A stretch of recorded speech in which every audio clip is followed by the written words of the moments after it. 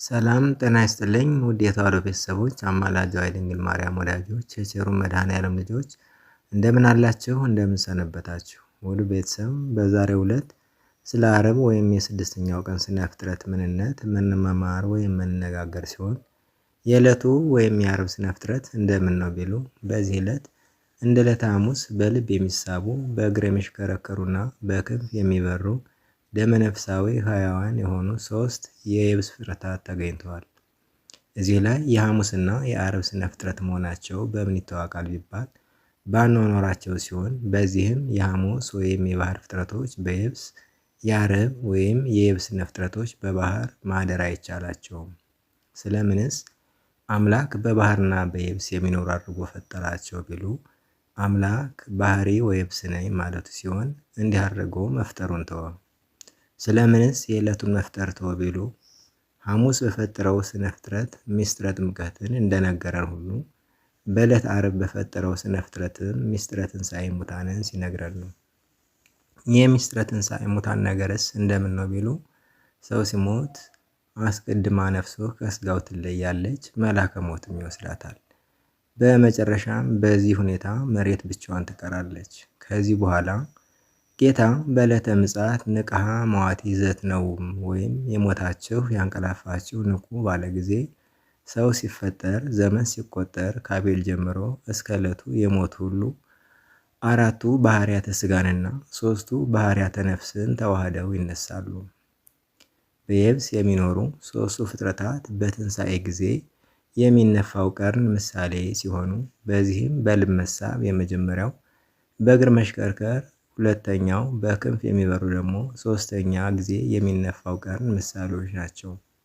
አንድም በልብ መሳብ የመሰብሰብ፣ በእግር መሽከርከር ፍጹም በድን የመሆን፣ በክንፍ መብረር ደግሞ የፍጹም ትንሣኤ ምሳሌነትን ይወክላሉ። ሙታን ሲነሱም ወንዶች በአቅመ አዳም የ30 ዓመት ጎልማሳ፣ ሴቶች ደግሞ በአቅመ ሔዋን የ15 ዓመት ቆንጆ ሆነው ይነሳሉ።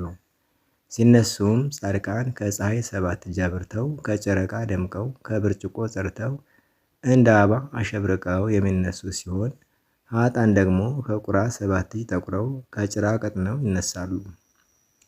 ጻድቃን በምድር ሲሰሩት የነበረ በጎ ስራቸው በቀኝ ያቆማቸዋል። ኃጥአን ደግሞ በምድር ሲሰሩት የቆዩ ክፉ ስራቸው በግራ ለይቶ ያቆማቸዋል። እንዲህ አድርጎ ጻድቃንን እናንተ የአባቴ ብሩካን ዓለም ሳይፈጠር ለእናንተ ወደ ተዘጋጀላችሁ መንግሥተ ሰማያት ግቡ ብሎ ያወርሳቸዋል። ኃጥአንን ደግሞ እናንተ ርጉማን ሕጌን ትእዛዜን ያላከበራችሁ ቃልን ያልጠበቃችሁ ለዲያብሎስ ተብሎ ወደ ተዘጋጀ ገሃነመ እሳት ግቡ ለዘላለም ሲበላችሁ ይኑር ብሎ ይፈርድባቸዋል። ከአሁን በፊት የነበረ ፍጥረት 18 ነበር። የዕለተ ዓርብ 3 የየብስ ፍጥረት ሲጨመሩ 21 ይሆናል። ዕለቱም ዓርብ ተባለ። ምስጢራዊ ትርጉሙ የፍጥረት መካተቻ ወይም መጨረሻ ማለት ሲሆን ከዚህ በመቀጠል ደግሞ የአዳምና የሔዋንን አፈጣጠር በዝርዝር ይነግረናል። በዚህም አጋዕዝተ ዓለም ሥላሴ በዕለተ ዓርብ ንጋት ንግበር ሰብእ በአርአያነ በአምሳሊነ ወይም ሰውን በአርአያና በአምሳላችን እንፍጠር ብለው አራቱን ባህርያተ ሥጋና ሦስቱን ባህርያተ ነፍስ አዋህደው አዳምን የ30 ዓመት ጎልማሳ አድርገው በምድር ማዕከል በቀራንዮ ፈጠሩት። ስለምንስ በማዕከለ ቀራንዮ ተፈጠረ ቢሉ የመልአክና የእንስሳ ባህሪ ያለው መሆኑን ሲያጠይቅ ወይም ሲያስረዳ ሲሆን ንግበር ብለው አንድነታቸውን በአርአያነ በአምሳሊነ ብለው በመልክ ፍጹም መመሳሰላቸውን ተናግረዋል። ዳግመኛም በአንድነት በሦስትነት ይመስላቸዋል። በዚህም ሥላሴ ለባውያን ነባቢያንና ሕያዋን ናቸውና አዳምንም ለባዊ ነባቢና ሕያዊ አድርገው ፈጠሩት። እዚህ ጋር ሥላሴን ለባውያን ነባቢያንና ሕያዋን ስላልነ አንድ አምላክ እንጂ ሶስት አምላክ ልንል አይገባንም። እንዲሁም አዳም ለባዊ ነባቢና ሕያዊ ስለሆነ አንድ አዳም እንጂ ሶስት አዳም ልንለው አንችልም። በሌላ በኩል አዳም ማለት ምን ማለት ነው ቢሉ እንደ ረአይት ሳይረዝም እንደ ድንክ ሳያጥር የቀረው የማይባል መልከ መልካም ከ7 ባህርያት የተፈጠረ ፍጹም ሰው ማለት ነው። እነዚህ 7 ባህርያት የተባሉትም 4 ባህርያተ ሥጋ ሲሆኑ እነሱም ውሃ፣ መሬት፣ እሳትና ነፋስ ናቸው። ሶስት ባህርያተ ነፍስ የተባሉትም ደግሞ ለባዊነት፣ ነባቢነትና ሕያዊነት ናቸው። በሌላ በኩልም እጓለ እመሕያው ይለዋል። ትርጉሙም እጓለ ማለት ልጅ ወይም አዳም ማለት ሲሆን ማለት ደግሞ እናት ወይም እግዚአብሔር ማለት ነው። በምሳሌነት ሲታይም እናት ሁሉን እንደምታስገኝ ሁሉ ጌታም ሁሉን ያስገኛል።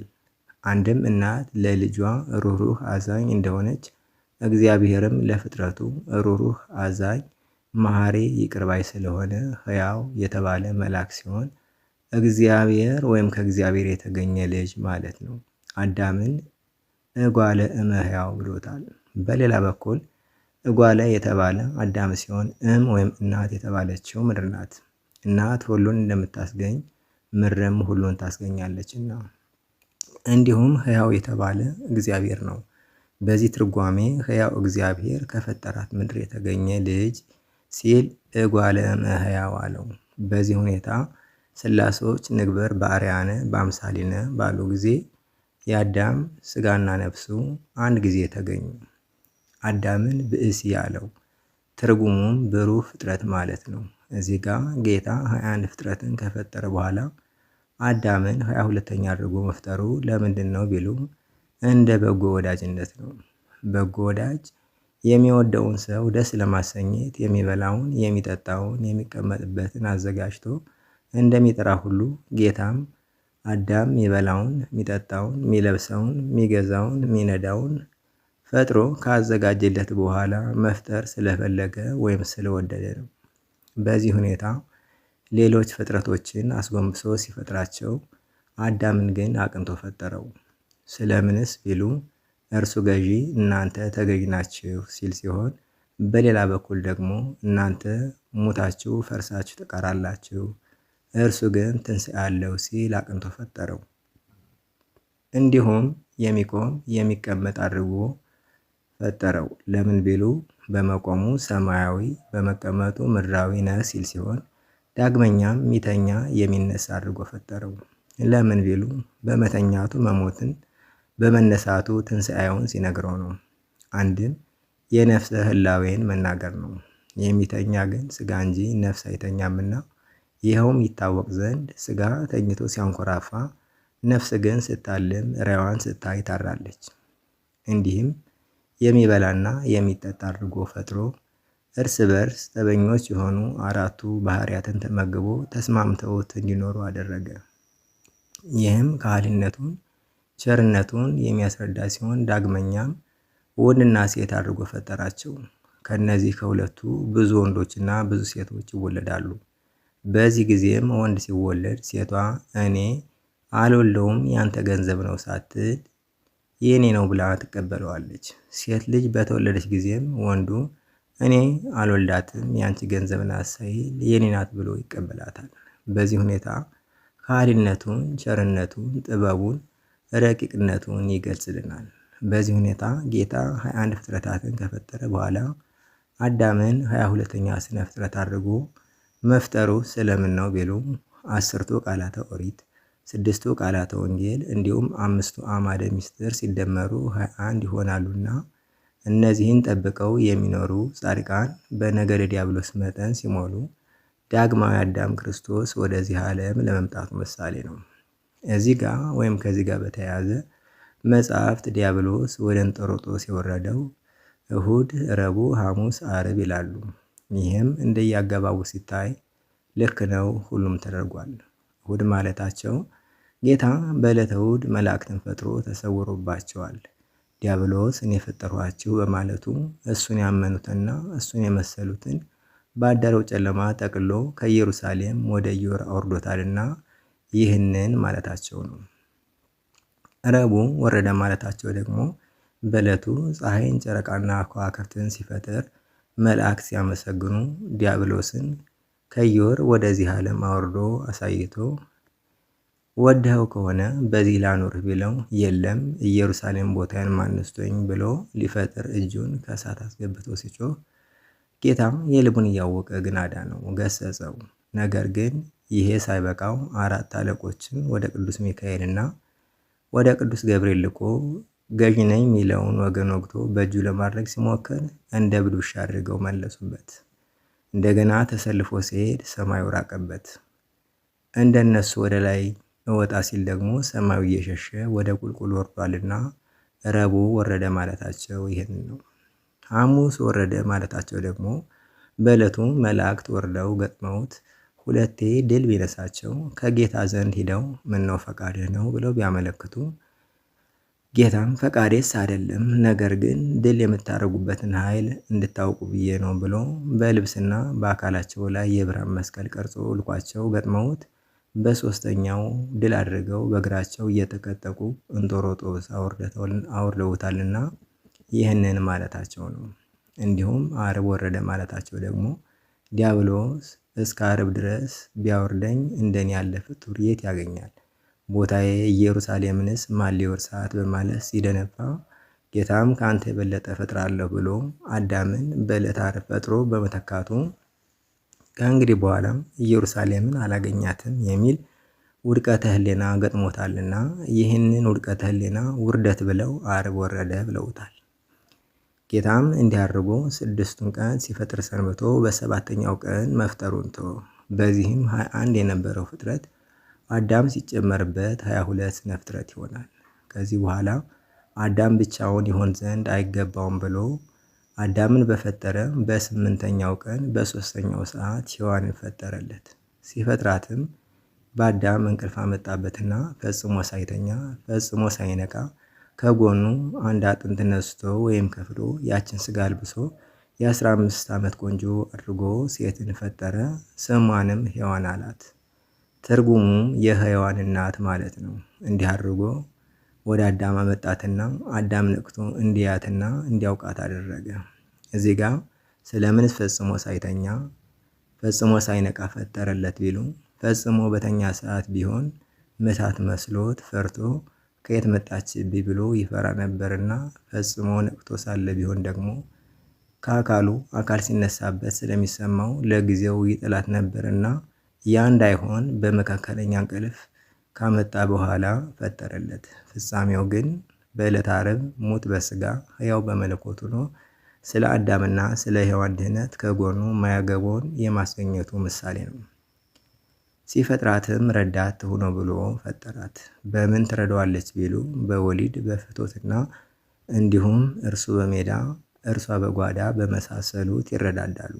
ሲፈጥራትስ ከፍ ብሎ ከግንባር ዝቅ ብሎ ከእግር ሳይሆን ከጎን የፈጠራት ለምንድን ነው ቢሉ ግንባርና እግር በልብስ አይሰወሩም፣ ጎን ግን በልብስ ይሸፈናልና ተሰውራ መኖር ይገባታል ሲል ነው። አንድም ግንባር የባለቤት እግር የቤተሰብ ምሳሌ ነው። ስለዚህ እሷ ከባለቤት በታች ከቤተሰብ በላይ ሆና ትኑር ሲላት ከመካከል ከጎን ፈጠራት። እንዲህ አድርጎ ፈጥሮ ሁሉንም እስከ 40 ቀን ድረስ በተፈጠሩበት ማዕከለ ምድረ ቀራንዮ አሰነበታቸው። ለምን ቢሉ መድኃኒታቸው ክርስቶስ በዕለተ ዓርብ የሚሰቀለው በዚያ ነውና። በ40ኛው ቀን መልአክ ብርሃን አልብሰው ብርሃን አጎናጽፈው የብርሃን ዘውድ አቀዳጅተው የብርሃን ሰረገላ ሰጥተው ወይም በብርሃን ሰረገላ አስቀምጠው ቅዱስ ቅዱስ ቅዱስ እግዚአብሔር ዘፈጥሮ ለአዳም እያሉ ዓርብ በ3 ሰዓት ገነት አገቡት። ሔዋንንም በተፈጠረች በ80 ቀኗ እንደሱ አድርገው ገነት አስገቧም። ምሳሌነቱም አዳምና ሔዋን የሕፃናት ገነት የቤተ ክርስቲያን ምሳሌዎች ናቸው። እንዲሁም አዳም በተፈጠረ በ40 ቀኑ ሔዋን በተፈጠረች በ80 ቀኗ ገነት እንደገቡ ሕፃናትን በተወለዱ ጊዜ ወንዱ በ40 ሴቷ በ80 ቀናቸው ቤተ ክርስቲያን ተወስደው የመቁረባቸው ምሳሌ ነው። በዚህ ሁኔታ ገነት አስገብቶ ለጊዜው ያፈራና የደረሰ የሰለተውን አንሳ ያለው ሲሆን ፍጻሜው ግን የኋላ ግብሩን መናገሩ ነው። እንዲህ አድርጎ በገነት ያለውን ሁሉ ብሉ፣ ግዙ፣ ንዱ፣ ጠጡ ብሎ ሰጣቸው። ነገር ግን በመካከል ያለችውን ዕፅ አትብሉ፣ ከእሷ ከበላችሁ ወይም የበላችሁ እንደሆነ የሞት ሞት ትሞታላችሁ አላቸው። ምክንያቱም በገነት 3 ዕፆች ሲኖሩ አንዷን ብላ አትብላ ብሎ ሰውሮበት ነበር። በሌላ አባባል ብላ አትብላም አላለውም ማለት ነው። ይህችም ዕፀ ሕይወት ነው። አዳም አትብላ የተባለውን ዕፅ ሳይበላ ትእዛዙን ጠብቆ ቢኖር ኑሮ ከዕፀ ሕይወት በልቶ ታድሶ ኢየሩሳሌም ይገባ ነበር። አትብሉ ያላቸው ስነፍጓቸው ጠልቷቸው ነው ቢሉ አይደለም። ነገር ግን የእሱን ገዥነት የእነሱን ተገዥነት ለማሳወቅ እንዲሁም ጾምን ለማስተማር ነው።